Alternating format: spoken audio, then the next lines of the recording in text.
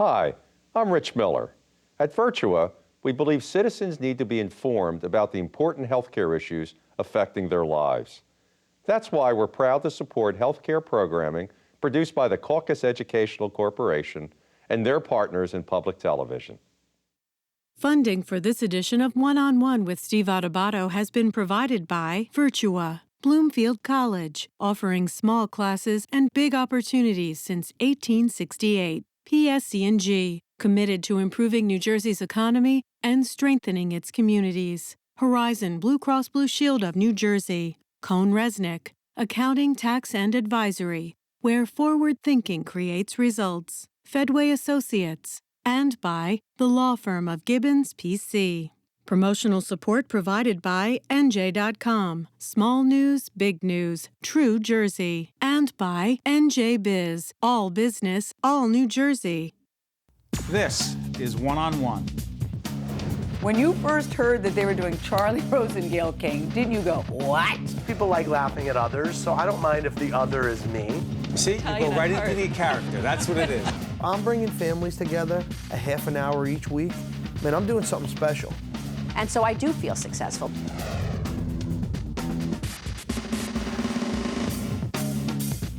Hi, I'm Steve Adubato. Welcome to One-on-One. My one-on-two today. Two fabulous, talented people in the theater. Charlotte Moore, I want to thank you for joining us, and Ciaran O'Reilly, founders of the Irish Repertory Theater. How you doing? Doing very well, thank you. And tell us about this theater.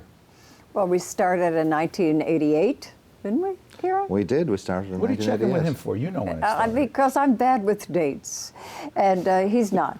Anyway, we started in 1988 with a checkoff, and we decided to do one play, and it was good reviewed, and made 10 cents, and decided to do another one, and that was over 140 ago. Is it just for people? Because you may not realize, but I am not. No. From County Cork. She's not. Nor are we. I am not Irish. Nor are we. Nor are we Russian. She meant to say we started with an Okasi, not a checkoff. Not a checkoff, right? Did I say a checkoff? What are you doing starting with a checkoff? I think we should start over. You're not supposed to do that. Well, you're from County what? County Cavan. And you're from? I'm from Southern Illinois. Oh, interesting. Cook County, never mind. Cook County, that's Chicago. A totally different story. So right now, I asked how business was, and you said we're selling out. What's selling out? We're doing a production called Da by Hugh Leonard, which is so hot that we have to have fire engines standing by outside. Why is it so hot? It's such a great show. Now you're performing in it. I'm performing in it. And you're directing it. I did. Did you say they're all men in this? No. There's 7 people in this. I think it's 4 and 3. 4 men, 3 women. But didn't you say before you have a lot? Oh, you have a tough cast. Mm-hmm. What makes them tough? They're Irish. A lot of them were native Irish and from Dublin. Got to be tough to come from there and survive. Do you think there's something about that? Seriously? Yes, I do. What is it? Ireland is not an easy place to be these days, never has been. People have risen above it through history and wars and famine and everything else. Makes them tough, makes them good people, strong people. Do you need that to run a theater? Yeah, I'm supposed to show what Charlotte means. She means strong personalities. Is that what she means? No, she said what she wanted to say. Talk to us about, Ciaran, not just your story, but the story of this theater. Well, Charlotte and I, we founded in 1988. Why? Because there was a vacuum. There was a need for. There was not a full-time Irish theatre company in New York City, and God knows with the history of Irish literature and Irish theatre, there deserved to be, and there deserved to be one where people had access to some of the great works. It's in Chelsea, New York, on West 22nd Street. Though it's currently being renovated, and we're now in a different location. We're in Union Square at the DR2 Theatre. There was a need. There was a need. There is a need. There is a need. Yeah, it's one of the great stories of theatre in the world is the Irish story. There's like all the great playwrights, including William Shakespeare, came from Ireland. Okay, maybe not William Shakespeare, but everybody else. But you said it's not, and all the notes say this, and everything I understand about it is that it's not just for those who happen to be Irish. No. So then how does that work? It's universal. If it's for the Irish, if there was a void, and I'm Italian American, you had all kinds of other people who are not Irish, it's for them as well. So then how does that work? We came to life during a great Irish diaspora. Frank McCourt was writing Angela's Ashes, and lots of Irish people were coming, entertainers were coming to the fore. And the Celtic Tiger was revving up, and there was lots and lots of interest in Ireland, and we were very lucky to ride in kind of on that excitement. And we've kept it, I mean, we had a choice. Irish kids had a choice. Go to the pub and spend their money and get drunk and go home and, you know, and go to work the next day. Or we wanted them to come to the theater and see the history of Ireland through their eyes, or through our eyes and their eyes combined. And it's a great history, and it's a great theatrical history. As Ciaran said, the great playwrights are from Ireland. Name one, he's from Ireland. Or she. Or she. Or she. When did you know that theater would be your life professionally? Oh Lord! My first role was as playing a witch on stage, where I had rain and mud and children's blood. That was my first lines. And How old were you? I was 3. When did you know? I knew when my mother put me on a chair and made me recite "'Twas the Night Before Christmas" when I was 4, in the grade schools around my little town. Wow. I can do it for you now. No, it's okay. I don't have the time. But I'm curious about this, the business side. Yes. Right? How challenging? Extremely. I was an actress for many, many years, on Broadway, off, and television. I made a few movies. Every time a job ends, you don't know where the next one is coming from. Do your best, tell the truth, and wait, and if you're lucky, it will happen. But this business, the theater business, the economics of this business, I mean, the economics, I always find it fascinating. Very tough. I mean, I love this, but this is about 20% of this. It's called. Yes. Make any sense to you? Yes, show business, and the business part of it is it's really Do you love tough. the business, or you just have to deal with the business?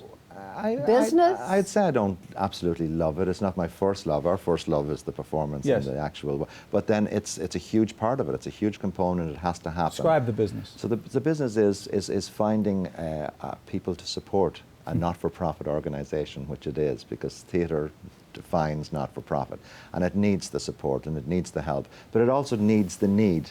And we feel that Needs the need. the need needs to be there for it to exist in the first You place. mean the market? Yes, the market. It's no use in supporting something where nobody goes. So our theatre is incredibly well supported by people who actually come and see the plays. So we've got a very high level of what they call earned income. Earned income. Earned income and that's where people sweat on the stage and strut, and people pay to see them, and that's earned. And then there's people who support us to be able to keep us now in our almost 28th year. Costs a lot of money.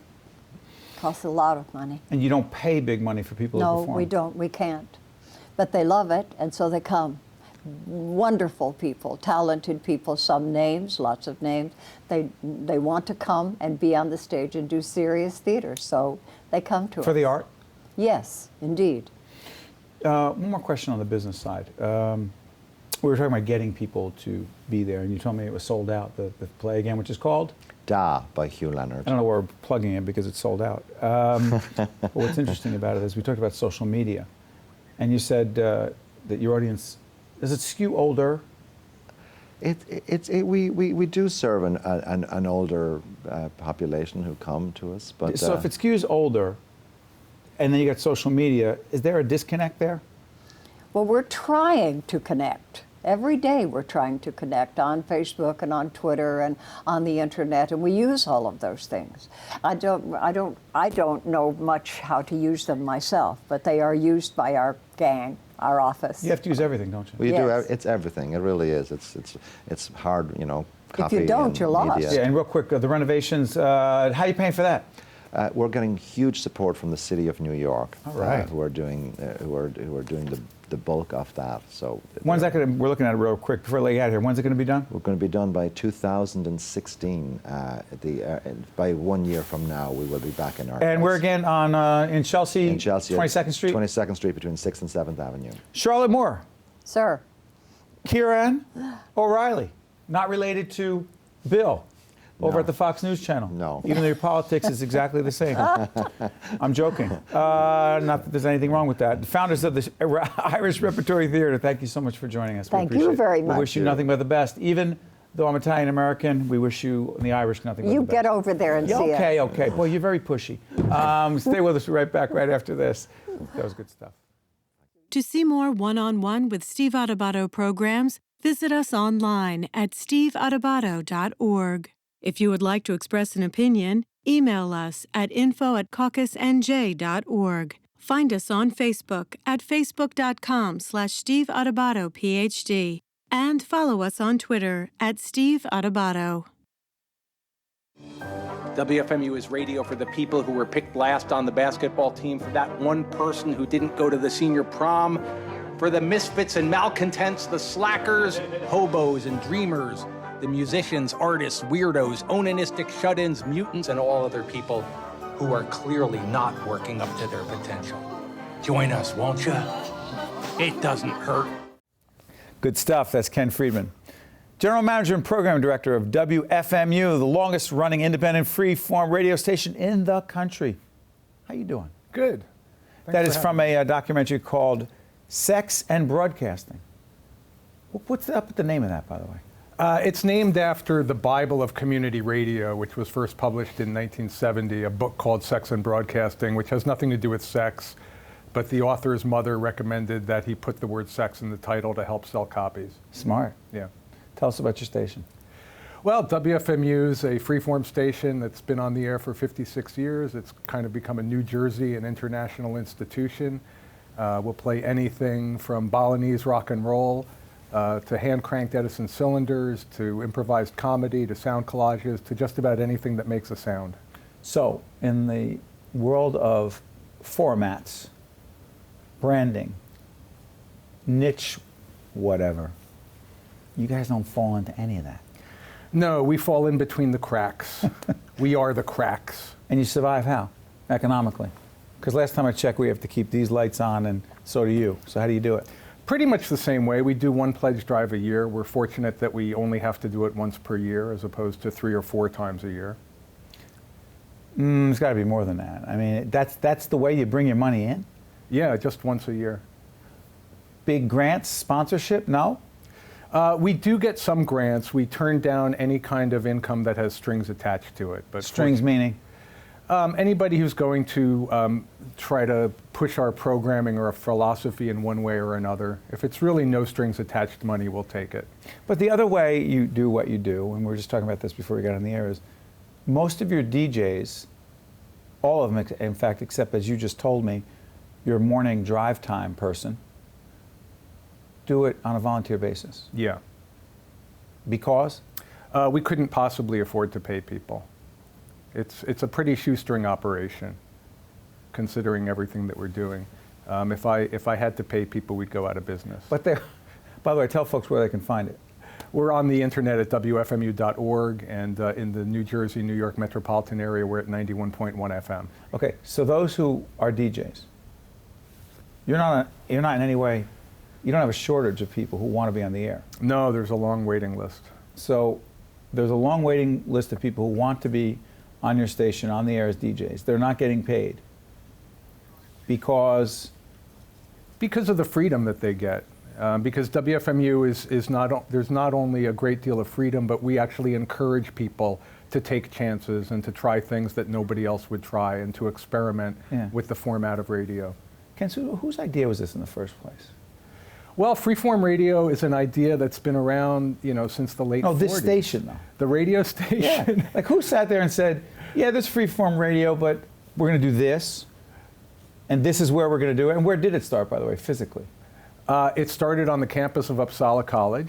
In East Orange. In East Orange, New exist Jersey. anymore. Nope, it went out of business in 1995. Business, right. Yeah. They couldn't pay the bills. It went bankrupt. And Vince Scelsa, who later became the great WNEW. Right, big air personality on WNEW and K-Rock, he was the one who started the freeform ball rolling at WFMU in 1968.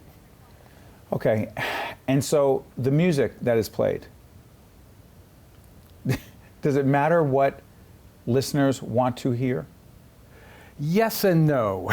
I think it depends. Tell me about the no part. I'm fascinated by that. There are a lot of DJs who feel very strongly that they want to have the freedom to do what they want to do without any concern about how much people like it or how much they're annoying people and so on. But don't we need forth. people to listen? Yes, we do need people to listen. WFMU is not about doing radio for just one person. It's about doing radio for dozens of people, Steve. Dozens. Dozens. Not thousands, tens of thousands.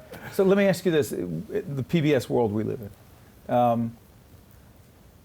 We're not exactly as free form as you are, but clearly we would not be on the air if we were not bringing in dollars to do what we do. How do you see us? I see PBS and NPR as fulfilling a valuable service. I see it as mainstream public broadcasting. Mainstream? Yeah. And you see yourselves as outside the mainstream? Yes. But still running an operation that has to pay bills. But in a clear, we do pay people. And I can't imagine how, again, you said you could not do what you do without, I mean, if you weren't paying people. We pay 7 full-timers, and we have about 200, 250 volunteers. Wow.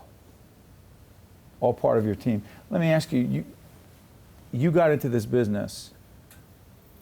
Was it because you loved radio or the free form of radio? It was both. I started off as a huge radio fan, but listening mostly to commercial radio as a kid. And then as I grew up, I got more and more interested in creative and free-form radio. Satellite do anything for you? Not really, no. Not really? No. With all the stations, all the options and choices, satellite's not doing much for you? No, because satellite radio tends to be very tightly formatted, and I don't find a lot of opportunities for discovering things that I'm not already familiar with on satellite radio. So the way your operation's set up right now, the economics of it, not paying a vast majority of people tied to it, shoestring budget, people committed to it the way they are, what do you see your future as? Well, the future is on the internet. We already have about 4 times as many listeners listening to us on the internet as those who listen over FM. And of the internet listeners that we have, most of them listen after the program ends. They listen to on demand. So I see that as the internet. Yeah. Before I let you out here, why is there video of you tied to balloons? That was a fundraising stunt gone bad. What? Looking at it right now, you got to talk to us. We desperately needed, I think, $150,000, and we decided to try to come up with a stunt. Go ahead. And I read on the internet about a Brazilian priest who raised money for his church by adding more balloons for every dollar that was raised. And unfortunately, in his case, he disappeared over the Atlantic Ocean. And in your case? I got a few feet off the ground in Jersey City. Final question. You've been leading this radio station for how many years? Oh, for over 30 years. And you've learned a lot about radio and leadership. This initiative we're doing is called Lessons in Leadership, and we ask those who are in leadership positions the most important leadership lesson that they have in fact learned. Yours is? Well, I think early on I learned that leading by example was probably the best method. At WFMU, it's a little difficult to lead because we're always encouraging people to break the rules and push the envelope. So I always tell people what the rules are, and then I encourage people to break the rules. But I think it's important to let them know which rules cannot be broken. You've got to differentiate. Yes. Before I let you out here, the documentary, Sex and Broadcasting, where can people find out more about it? They can go to WFMUthemovie.com, and right now it's still playing festivals. It's coming up in San Francisco and then in the UK, and then it's going to be touring around the rest of the US. Ken Freedman, General Manager and Program Director, WFMU, the longest-running independent, free-form radio station in the country since 1968. I want to thank you for joining us. We appreciate it, Ken. Thanks, Steve. Stay right there. One-on-one will continue right after this. Thank you very much. Thank you. To see more One-on-One with Steve Adubato programs, visit us online at steveadubato.org. If you would like to express an opinion, email us at info@caucusnj.org. Find us on Facebook at facebook.com/Steve Adubato, PhD, and follow us on Twitter at Steve Adubato. We're pleased to welcome Andy Buchanan, who is the Managing Director of International Planning at United Airlines. Good to see you. Thank you. Good to be here. You have an easy job, don't you? Sure. You know, we should just say that we're taping in late January of 2015, and listen, weather happens all the time, and this show will air at a different time after. We were supposed to have a huge blizzard. It didn't happen. What happens when that happens? Well, it's tough. You know, we plan as best we can, given the weather forecast and what we expect, and you know what we've seen in history. But you know, when we were expecting 2 or 3 feet of snow, and we plan the airline around, we're going to have 2 or 3 feet of snow, and the airport's going to react, and then we get a couple of inches. It's tough. So. We think it's tough in the TV business, and I realize how much tougher it is for you. Talk to us about what's happening for United over at Newark. Big stuff. Yeah. So we've got a lot going on. Good times for United, good times at Newark. We're really focused right now on improving the travel experience for our customers, and a lot of activity going on at Newark and across our company. A couple of examples at the airport, we've recently improved and upgraded our lounge and gate areas. In flight on board the aircraft, we've expanded food and beverage selection. And at Newark specifically, we're adding more flights to more cities. So we're really excited about some of the stuff that's going on out at Newark. Andy, how do you decide where you're going to add more flights to? Yeah, it's a great question. It's really a question of us for trying to figure out where customers want to go. Why they want to go there. Are they traveling for business or for leisure purposes on vacation? We've got a ton of data that we look at, and without getting into all the details, I can say on the one hand, we look at a lot of macroeconomic data, GDP, consumer spending, things like that. It's demand. Yeah, at the end of the day, where do people want to go? How many people want to go there? And is that enough, honestly, for us to fill up a plane? And how much service can we provide? Yeah. You know, we were talking to some of your colleagues at United. We were out at the airport a few months back, and I was struck by the level of community involvement.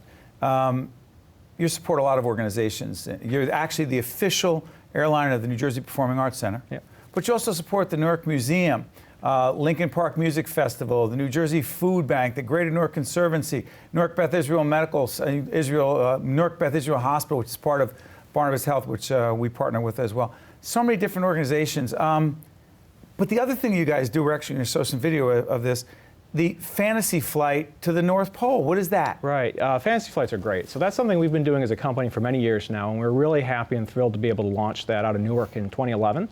And really what it is, it's an opportunity for us to meet some kids in area hospitals and their families, bring them out to the airport, put them on the plane, and like you said, fly them to the North Pole, basically. And so we fly them over Newark, over New York City, on the way to the North Pole. Sure. Come back to the airport, land at a gate that's decorated up look like the North Pole. We've got some folks that'll help Santa and his helpers, if you will, bring some presents to the kids after the flight. So it's a really, really great opportunity for everybody. And I can really say that our employees here in the New Jersey area that plan for months and months to help make those flights a success really love being involved with them. It's great. This fantasy flight is a big deal. One thing it's talking about, it's another thing taking a look at it. We're going to take a look at a little clip that makes the fantasy flight come to life. Are you excited to go to the North Pole? Yeah! He has sickle cell disease. In reality, this is really big for him. It's very special that they're doing this for the kids. I think I'm more excited than he is. Who are we gonna see? All right, what does Santa have for us? Presents! Look forward to it. It's something that's extremely special, and it's a privilege to be able to do it. Oh, it's a wonderful thing. It allows you to not think about being sick. So it's just amazing for them to just do something so special for these kids. I saw Santa Claus. When they came out of the jetway and saw Olaf and saw Santa, once we stopped crying, it's what really makes Christmas for each one of us. Every year, this is Christmas. That's good stuff. By the way, that was our executive producer, Jennifer Eichlin, who was out there asking questions, getting that video. Yeah. And she came back saying it was awesome. It's fantastic. It really is. Everybody at United just loves being involved in these. We do this about 10 or 12 cities system-wide. It's just great. So it's not just Newark? It's not, no. We've got about a dozen cities throughout the U.S., and I believe overseas we have 1 or 2 cities that we do it as well. So, yeah, it's just a great experience. We really love being a part of that.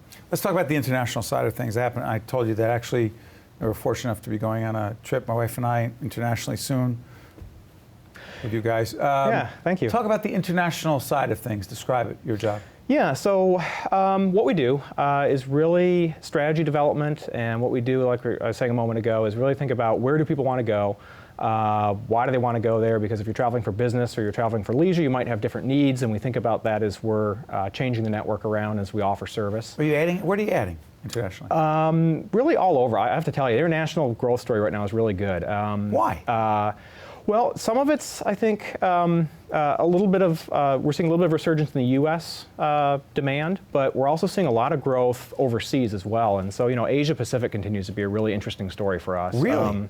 Yeah, it's really interesting. China, for example, the consumer spending in China, the amount of growth that we've seen there over the last few years and how that's translated into Chinese demand for air travel to come to the U.S. and to visit has really grown exponentially. And so we're really trying to move the network around a little bit to try and help get people to some of the growing economies in the Asia-Pacific region and elsewhere in the world, and from those economies into the U.S. as well. So, yeah. Before I let you out of here, United sees itself and is, in fact, very much a part of the Newark community, is it not? It is.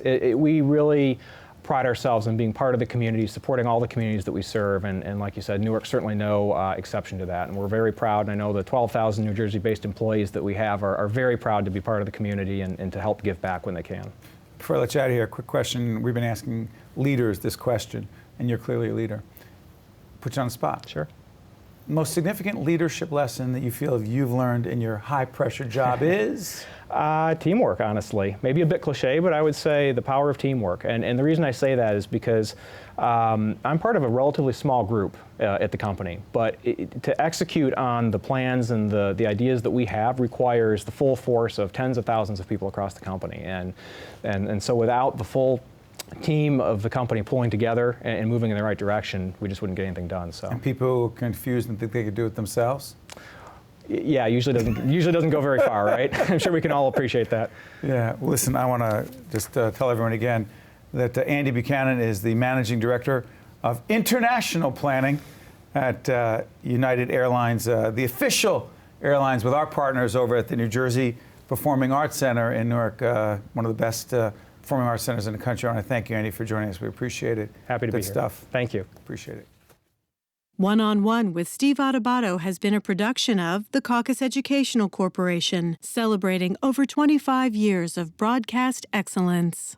Funding for this edition of One-on-One with Steve Adubato has been provided by Virtua, Bloomfield College, PSE&G, Horizon Blue Cross Blue Shield of New Jersey, Cohn Resnick, Fedway Associates, and by the law firm of Gibbons, P.C. Transportation provided by Airbrook Limousine, serving the metropolitan New York, New Jersey area.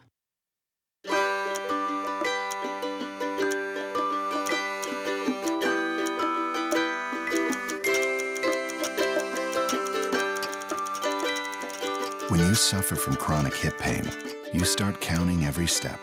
At Virtua, we practice the most minimally invasive total hip replacement techniques, so you can stop counting and get your life back faster. Take the first step. Contact Virtua today at gotmylifeback.org.